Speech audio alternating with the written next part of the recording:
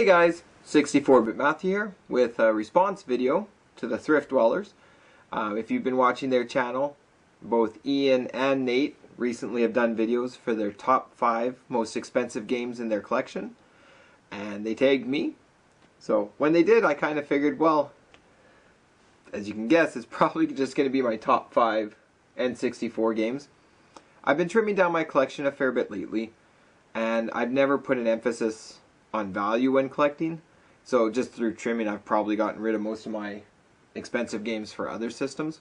What I'll do is I'll show you the 5 games that made my top 5.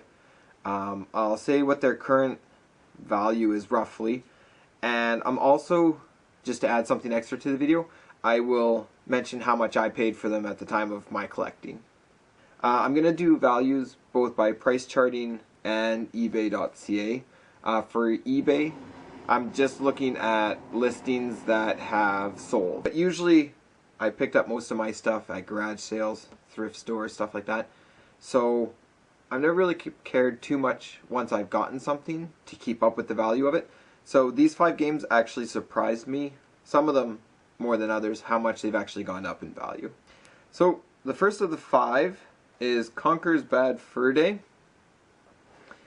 When I got this one, I was actually late getting to the party to this one. It was one of my more later ones that I needed for the set, because I kept putting it off because I remember it being like a $30 cartridge, then a $40 cartridge. I'm like, oh, that's a fair bit of money just for one game at the time. So I kept putting it off, and eventually I picked this one up, and I think it was, he had it marked for $80 or $90, but what I did was I repaired some original Nintendo systems for the guy. I think I repaired like 8 or 9 systems. I just did the pin trick where I cleaned up the pins, repried them.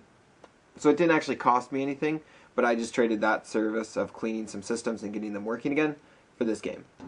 So, price charting has Conkers for loose listed as $73.61, and ebay.ca, it seemed this one is more 100 to 120, which is probably right for this area. For some reason in my area, this game goes for $100 all day loose, and if you wait it out, you can probably get 120.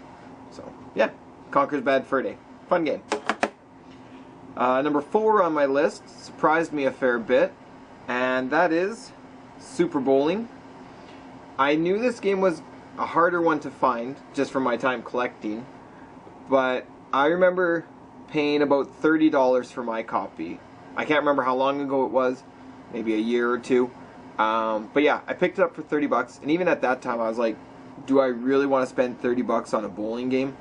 But that was from a full-on retail store, so it wasn't even a deal at the time. But this one has shot up in value now that more people are really getting into N64.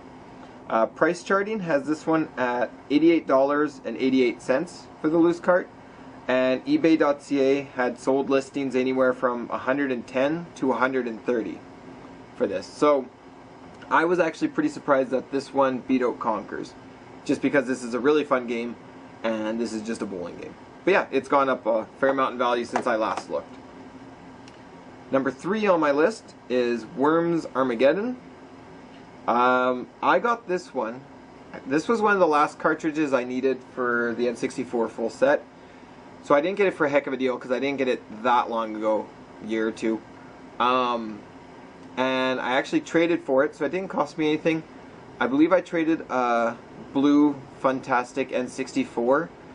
No controllers, no jumper pack, no cords. Just the system, but it did have the jumper pack cover. So the main part of the system was there, like it was in good shape. But at that time, just the bare system, like the bare blue N64 system, was worth about the same as what this was going for. So I can't remember what it was going for. But currently, Worms Armageddon on price charting says it's $115, and ebay.ca says that it's going from anywhere from $160 to about $200. And again, those are sold listings, not just what people are asking for it. Number 2 is Bomberman 64, The Second Attack. This one I ordered from a website from the States, at a time when our dollar was more on par. And again, that was from a retail website, and I think it was $50 or $60. I can't remember. But somewhere within that range. And at that time, it was what it was going for. But I was really getting close to kind of finishing up the collection, so I did spend that much on it, 50 or 60 bucks. This one came in really good shape, so I was very happy with it. And currently on price charting for this loose cartridge, it says $122. On eBay.ca, it has sold listings anywhere from $140 to $180. So, again, paying 50 or 60 bucks at the time compared to where it is now is pretty good. And for anyone that's thinking my eBay prices seem a bit high, you have to remember that's ebay.ca. Our Canadian dollar is not doing so good, so it might be less in American, but in Canadian dollars, and I'm Canadian, the values have gotten pretty high. So, and those are sold listings again, not just stuff people are asking. And the number one game, price-wise, that I have, as you can probably guess, being N64 collection, is Clay Fighter's Sculptor's Cut. This one, the story behind this one was I found it at a flea market earlier on after I decided I was going to go for the complete set. I got this one quite cheap. He had it priced.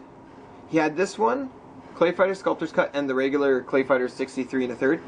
He actually had the 63 1/3 priced at 14 bucks and Sculptor's Cut priced at $12. I don't think he differentiated between the two, and he just had slightly different pricing. But yeah, Clay Fighter Sculptor's Cut from a flea market vendor for $12 in Winnipeg. Very happy about that. And yeah, I didn't realize that this one had gone up so much in value. I knew it was the priciest one, but price charting has it listed as $2.99. And eBay.ca, there's quite a few sold listings, anywhere from $400 to $450. So again, sold listings. Our Canadian dollar being so low probably plays into that, but anywhere from $300 to $450 for a loose cartridge game that I paid 12 bucks for. So very happy with that. And again, kind of surprised me that it was going for so much now. So those are the 5 games. Again, I've really kind of slimmed down my other collections, so I knew my top 5 would be from N64.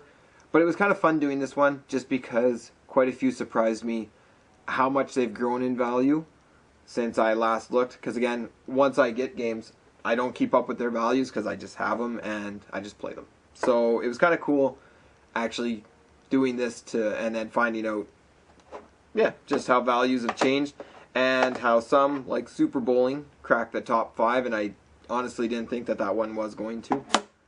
Thanks to the Thriftdwellers for nominating me.